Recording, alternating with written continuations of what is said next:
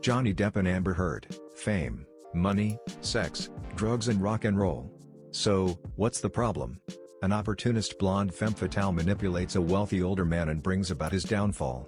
This simple but effective plot is the mainstay of hundreds of detective stories made popular by the likes of Raymond Chandler, Dashiell Hammett, and Mickey Spillane. These novels are also the basis for the American film noir movement of the 1940s and 50s and the post-1970s rebirth known as neo-noir. Film noir, neo-noir. Film noir and neo-noir are among the most utilized genres of American cinema. This genre is so popular and pervasive that many argue that the best noir may not be the classic Maltese Falcon, John Huston, 1941, or Double Indemnity, Billy Wilder, 1944, but the neo-noir Chinatown, Roman Polanski, 1974, or Blade Runner, Ridley Scott, 1982. Kiss Me Deadly, played out in court.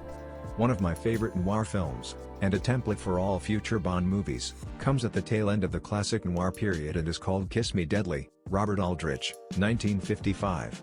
This film portraying the private detective Mike Hammer, created by Mickey Spillane, and his accomplice Valda could easily be the basis for future Bond films. Hammer drives expensive fast cars, dresses well, has gadgets, lives good, punches his way out of situations and is adored by women wherever he goes, and it also involves a nuclear weapon. That's James Bond. Alternatively, Kiss Me Deadly could be used as a title for Ms. Heard and Mr. Depp's short-lived romance.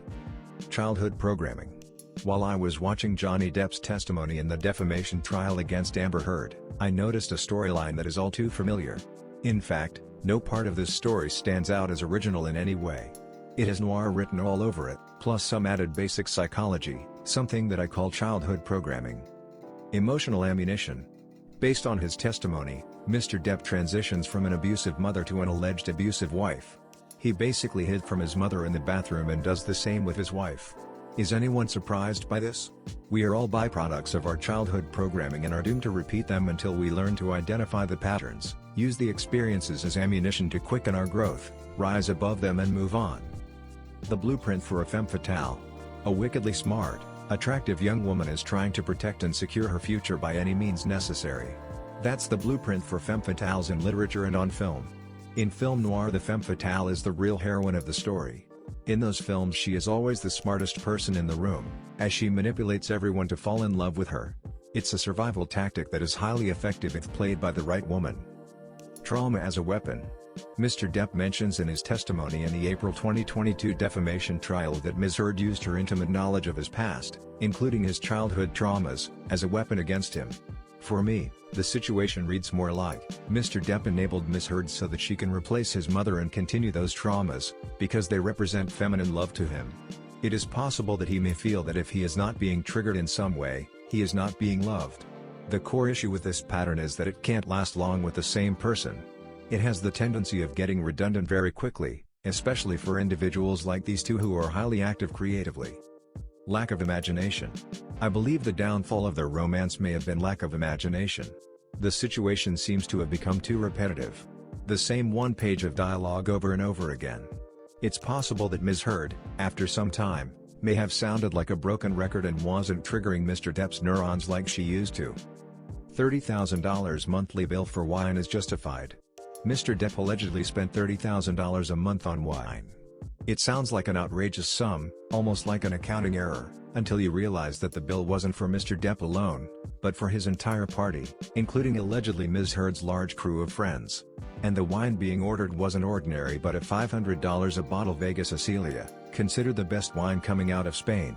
Since a regular bottle of wine serves 4 glasses, and in this case each at $125 a glass, and considering it's being enjoyed by about a dozen people on practically daily basis, $30,000 a month sounds like a bargain. That's only the fee for 2 bottles a day. Text messages are consistent with the bro culture. The text messages between Mr. Depp and his male friends and colleagues are straight out of a Scorsese movie. The dialogue is all too familiar. Mr. Depp is a rock musician whose band Hollywood Vampires features some of the biggest names in rock music. That culture invented the phrase sex, drugs and rock and roll. That's how they talk. For example, Pay attention to the dialogue in American movies from the 1960s where they all refer to their girlfriends or wives as old lady. To boast about drinking and doing drugs and whine about their girlfriends or wives is the programming code that their friendships are based on. Deliberate secretive footage doesn't help Ms. Heard's case. Although the counsel for Ms. Heard may feel that they need to take advantage of every piece of evidence to strengthen their case, however, showing footage of her secretly filming her husband having a drunken moment isn't helping. What would help are impartial footage such as security cameras and such. The counsel for Ms. Heard isn't helping the case by suggesting advanced planning and intention from her part to cause damage to Mr. Depp's reputation. Immense charm of the last generation of stars. Live footage of Johnny Depp's testimony was the best streaming program in April.